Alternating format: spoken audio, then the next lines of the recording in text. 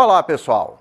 Que bom estar de volta com o nosso programa Sim para a Literatura nesse início de primavera e poder contar com a sua companhia.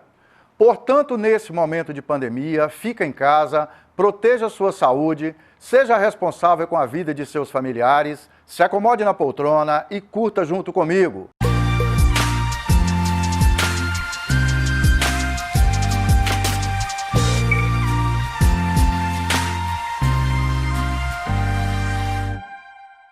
No nosso programa Sim para a Literatura, entre outras informações, temos as colunas Dica de Leitura e Dica de Livro.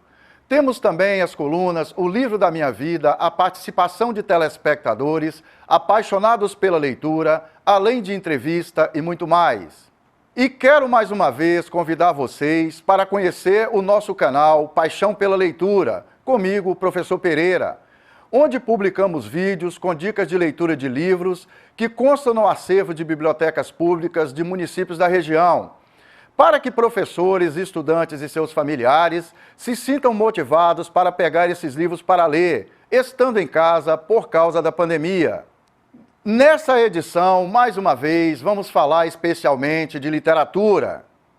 A literatura, ela é aquela que estilhaça o tempo fechado, isto é, o tempo que é recluso no instante, no momento. A literatura nos coloca em outros lugares, em outros tempos, em outras eras, em outras pessoas. Nós vivemos na literatura aquilo que é a multiplicidade da vida. Por exemplo, todo ser humano sempre foi contemporâneo. Ninguém na história viveu fora da era contemporânea, cada um na sua. Mas o livro nos aproxima das outras contemporaneidades, nos coloca nos outros momentos em que outras pessoas estiveram e, ao mesmo tempo, a literatura nos traz para o agora, porque ela também lida com o nosso cotidiano. Então ela nos aproxima do aqui e agora e nos aproxima da história. Permite que a gente fantasie, que a gente medite, muitas vezes tenha, a emoção, em outros momentos a meditação, a reflexão. Em várias situações a literatura faz com que nós abstraiamos tudo que está à nossa volta e ela nos retira do espaço-tempo. E também do importante papel do escritor. O escritor tem uma bandeira muito grande, que é levar a ilustração para a vida, levar as coisas interessantes. Então, eu reputo o escritor como uma figura exponencial, seja na poesia, seja no conto, seja no romance. Falar do escritor é falar de alimento, um alimento capaz de reproduzir temáticas interessantes. O escritor não pode viver numa redoma de cristal, ele tem de sair. E essa saída é uma estratégia muito importante para redimir o cotidiano do leitor. O escritor não é aquela figura faraônica, aquela figura difícil, aquela figura inatingível. É uma figura que faz parte do projeto social, que faz parte da sociedade. Se envolver com o escritor, se envolver com literatura, com cinema, com artes. Portanto, é muito interessante essa liga entre escritor e sociedade. E para amarrar as duas pontas desse novelo, para a entrevista dessa edição, nosso convidado é Manuel Góes Neto. Manuel é presidente do Instituto Histórico e Geográfico de Vila Velha, no Espírito Santo, e membro do Instituto Histórico e Geográfico do Espírito Santo. Colunista de jornais e revistas importantes, ele está lançando seu primeiro livro, Com a Sorte da Palavra, publicado pela editora Cousa de Vitória. A leitura é formar opinião, é formar consciência cidadã, é formar sentimento de pertencimento, é conhecer o passado, ter a certeza do seu presente e ter a esperança do futuro. Tudo isso contém nos livros. Então, vamos incentivar a leitura, vamos ler, principalmente a produção literária capixaba, que está riquíssima, vale a pena conhecer. É com as palavras de Manuel Góes que finalizamos a primeira parte desta edição do nosso programa Sim para a Literatura. Daqui a pouco a gente volta.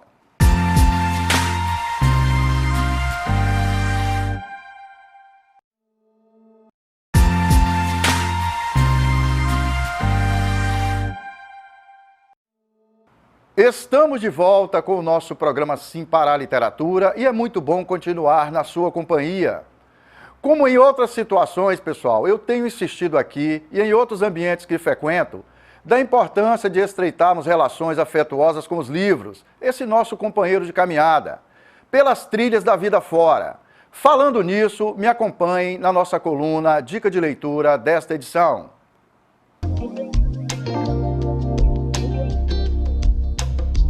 Olha, pessoal, eu sempre vou convidar vocês aqui sobre a questão do cuidado com os livros, de como você exercitar seu hábito, suas práticas de leitura.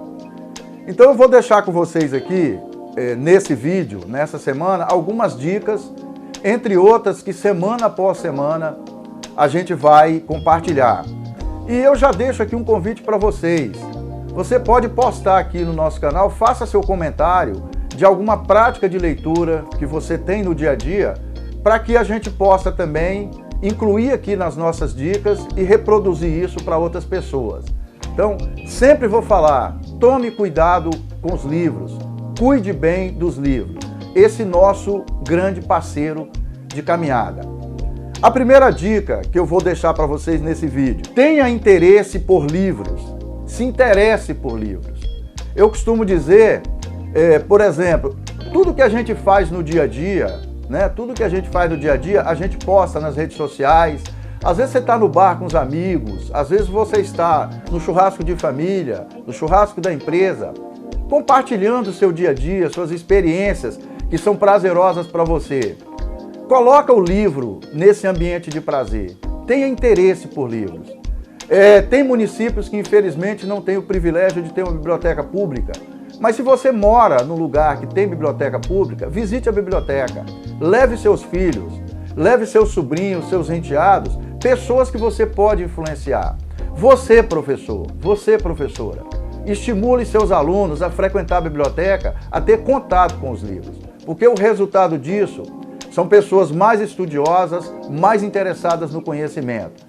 Eu tenho certeza, porque eu sou consequência das leituras que fiz ao longo da minha vida. Uma outra dica que é interessante, identifique o que você gosta de ler. O professor Pereira lê um livro de 1000 páginas. Pode ser que esse ainda não seja o seu momento. Eu hoje consigo ler bem um livro de 1000 páginas porque eu já tenho um histórico de leitura. E muitas vezes eu leio um livro de um tema, uma história, que me interessa sobre certo aspecto que tem a ver já com a minha curiosidade. Mas você não precisa ler o mesmo livro que eu leio. Procure ler, principalmente você que ainda não tem experiência de leitura, procure ler aquilo que interessa a você. Você gosta de um romance, mais água com açúcar, Aquela historinha que a gente chora no final, bacana. O adolescente quer ler o Harry Potter, que é uma história mais fantasiosa, Então, legal, leia isso. Tem pessoas que querem ler uma leitura mais rigorosa, um livro de uma história mais investigativa, uma história policial. Leia, mas não deixe de ler. Permita que o livro faça parte da sua vida. E nesta edição eu apresento mais uma vez para vocês uma sugestão de livro, de leitura de livro, que foi indicada nesta semana no nosso canal Paixão pela Leitura. Aproveitem, façam sua inscrição nesse canal para que vocês recebam dicas de livro, dica de leitura todas as semanas. Vamos juntos para a nossa coluna Dica de Livro.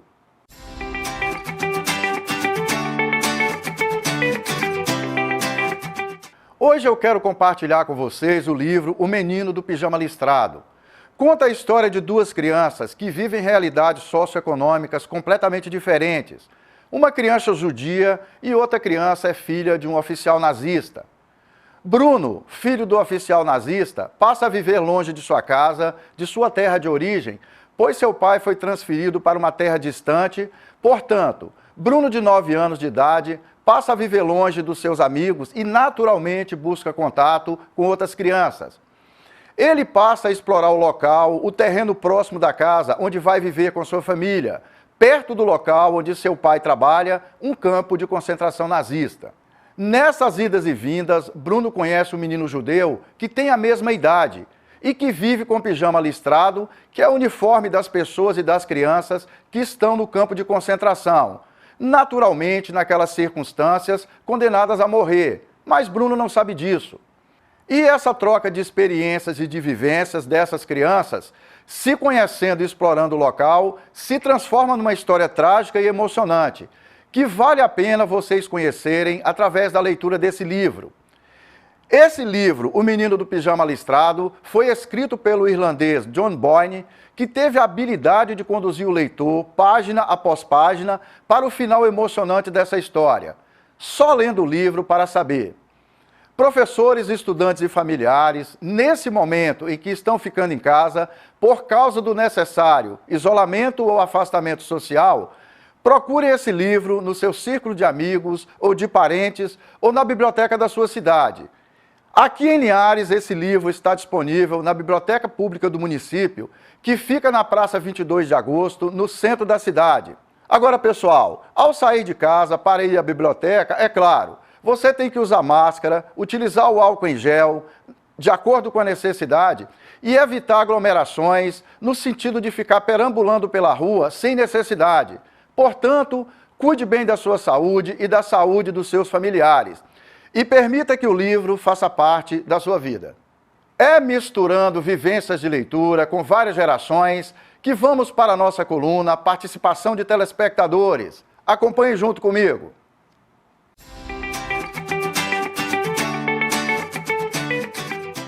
Bom, eu sempre tive um auxílio dos meus pais, da minha família, né? Eles sempre me incentivaram muito a ler, mas os meus professores sempre tiveram uma influência muito grande nesse processo de leitura.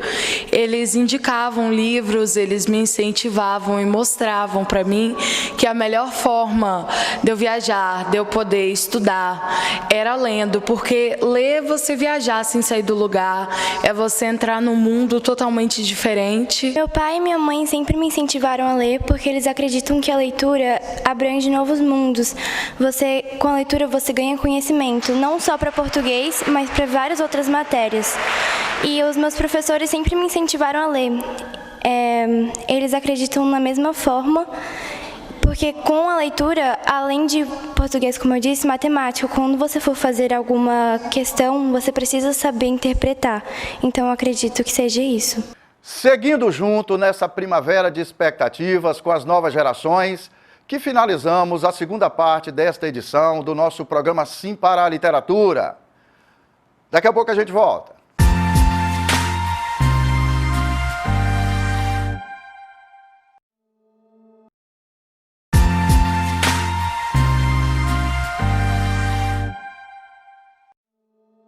Estamos de volta com o nosso programa Sim para a Literatura e é muito bom continuar na sua companhia. E vamos juntos para a entrevista com Manuel Góes.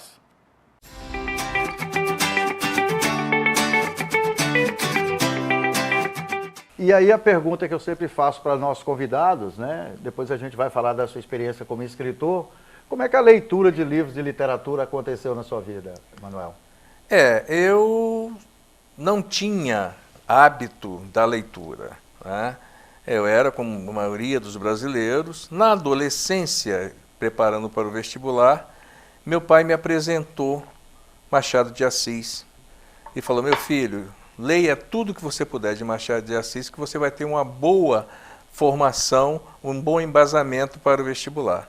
Eu realmente li Machado de Assis, no primeiro momento não entendi muito, mas depois, mais tarde, eu reli e pretendo reler de novo, e foi o meu primeiro contato com a literatura. Eu tive uma formação sólida de português, de literatura, no Colégio Marista de Vila Velha, onde eu estudei a minha vida toda. Então, isso me proporcionou realmente o domínio da palavra, de uma forma simples, de uma forma objetiva, e que me ajudou mais tarde, após os 30 anos, realmente começar a mergulhar no campo da leitura e no campo da escrita. Tem um livro que marcou sua trajetória como leitor? Ah, tem sim, tem sim. Você quer destacar? Memórias Póstumas de Brás Cubas, já li umas 4 ou 5 vezes, adoro. Grande Sertão Veredas, fundamental, eu acho muito bacana. A história de Diadorim. Diadorim é um personagem que eu realmente adoro.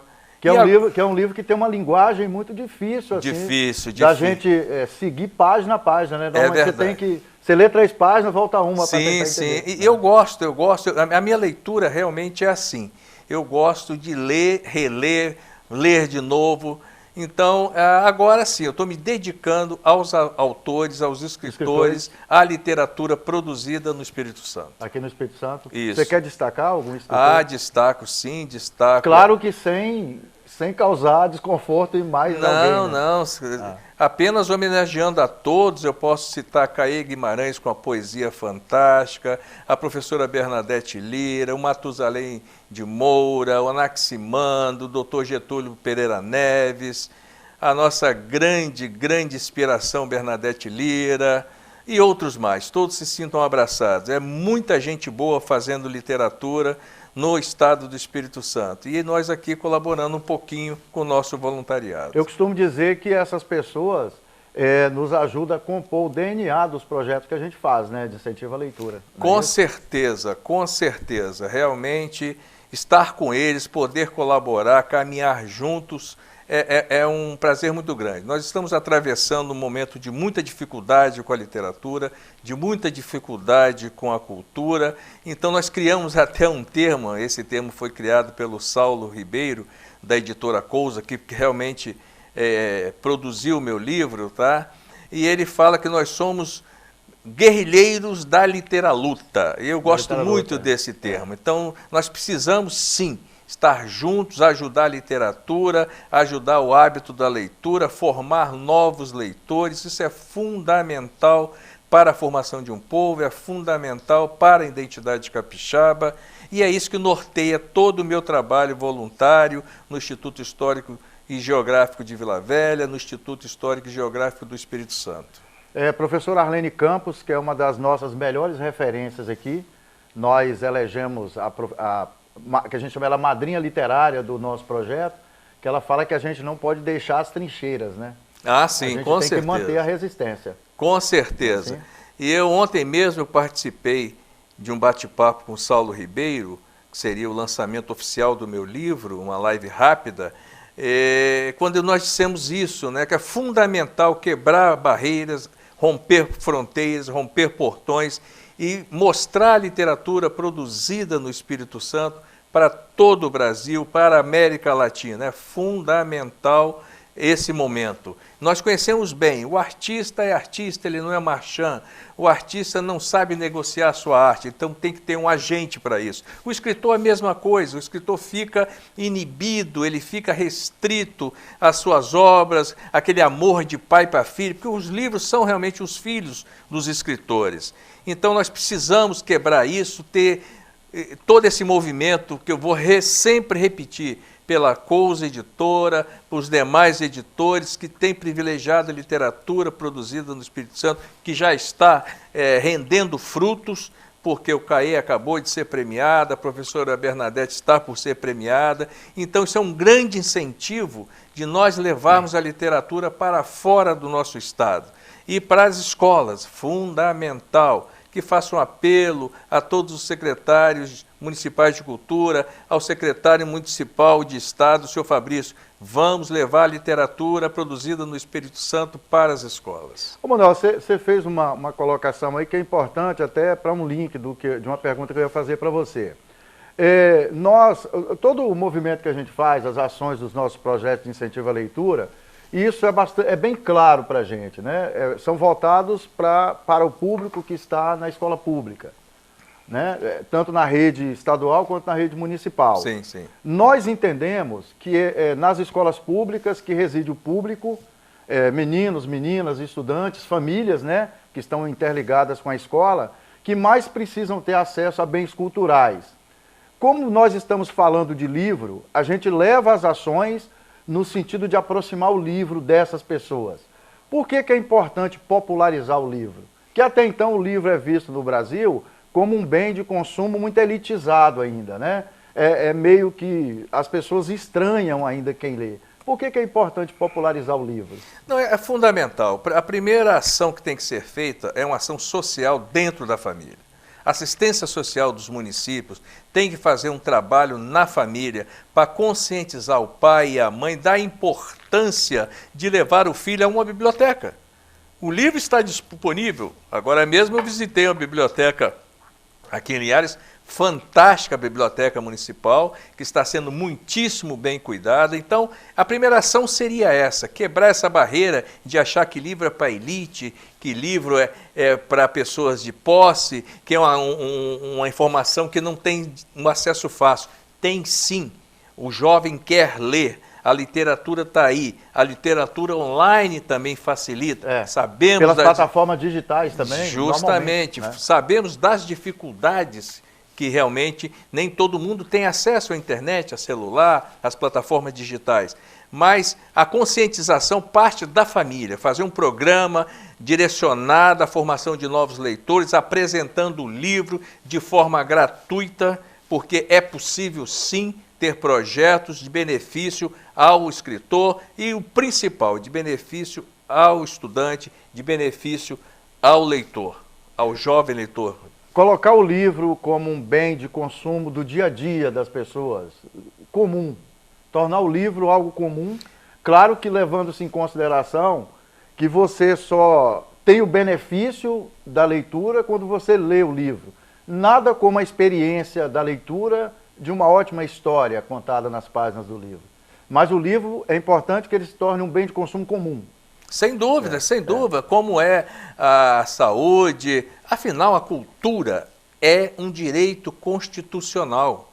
Nós, brasileiros, todos os brasileiros, têm que ter acesso à cultura de forma fácil e subsidiada, principalmente às populações carentes. Isso é um direito, isso é um dever do Estado suprir esse direito. E nada mais produtivo, nada mais objetivo de que se levar literatura, se levar conhecimento às populações de baixa renda, para que nós possamos formar realmente jovens, adultos, produtivos. Toda pessoa culta, ela é mais produtiva dentro do mercado de trabalho, para poder equiparar, tá, as elites que realmente têm acesso ao bom ensino, à boa escola, ao bom livro. Então é fundamental que você tenha realmente esse programa direcionado às famílias, direcionado ao banco escolar, formando realmente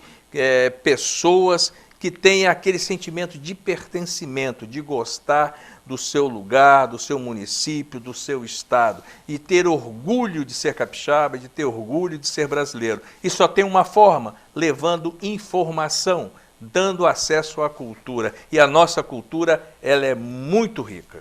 A educação é considerada uma plataforma importante, por exemplo, para você diminuir a desigualdade social, né? Para você promover a acessibilidade social. Com certeza. E o acesso à leitura talvez seja a principal ferramenta para você melhorar o ambiente da educação. E aí entra o livro. Sem dúvida, sem dúvida. Realmente o livro é a ferramenta principal. É a ferramenta do conhecimento, a ferramenta da formação, a ferramenta da cultura. Então, você formar leitores, você forma cidadãos de qualidade. Com a sorte da palavra, eu queria que você falasse para nosso telespectador como é que surgiu a ideia desse livro, de uma forma breve. Aí depois eu vou te passar o livro para você falar um pouquinho dele. Por gentileza. Eu comecei a escrever em 2015, aí as pessoas, poxa, por que você não publica isso nos jornais e tal? Eu recebi convites, comecei a publicar e foi de 2015 até 2018. Aí tinha mais de 100 textos, grande maioria publicados nas jornais e revistas. Aí a família, minha mulher, meus filhos, amigos, poxa, por que você não edita isso? É um material importante, é um material histórico, são ensaios, são visões, é o seu amor pela cultura, por Vila Velha. Aí eu tomei coragem, né? E realmente montei um projeto e coloquei o livro para ser editado. E ele aconteceu e eu estou muito feliz com isso. Fala um pouquinho do livro, o que contém aí? Você pode virar para mostrar. O nosso livro é uma coletânea de ensaios, de crônicas. Eu gosto muito de ler crônicas, principalmente as crônicas do Rubem Braga, sou fã incondicional, as crônicas do Nelson Rodrigues. E tenho aqui algumas crônicas, tenho muitos ensaios, né? Tenho muitos textos questionadores, falando de cultura, falando de formação cultural, falando dessa conversa nossa aqui, da importância de levar a leitura aos jovens, de formar uma geração culta e de leitores. Então aqui a gente fala de história, a gente fala de música, de folclore, de inquietações, de necessidades, de datas importantes. São 44 textos que atendem a vários tipos de leitores. No recorte de tempo de 2015 a 2018. 2015 e 2018. E vou te dar uma notícia em primeira mão. Já tem o volume 2, tá? Que eu vou apresentar à editora Cousa, tá? De mais 40 textos, crônicas e ensaios de 2019 a 2020. Maravilha. Em primeira mão do programa. Primeira mão para vocês. Que bacana. Há uma primavera em cada vida. É preciso cantá-la assim florida, pois se Deus nos deu voz, foi para cantar. E se um dia hei de ser pó, cinza, e nada que seja a minha noite uma alvorada, que me saiba perder para me encontrar. É com esse espírito de primavera que finalizamos mais essa edição do nosso programa Sim para a Literatura. Caros telespectadores, foi um prazer e um sinal de prestígio contar com a sua audiência nesta edição do nosso programa Sim para a Literatura. Para que vocês tenham acesso às edições anteriores e aos vídeos do programa, acessem youtube.com/simparaliteratura. Entre em contato conosco através do e-mail simparaliteratura@gmail.com. Agradecemos o prestígio da sua audiência. Saudações poéticas literárias e muito obrigado.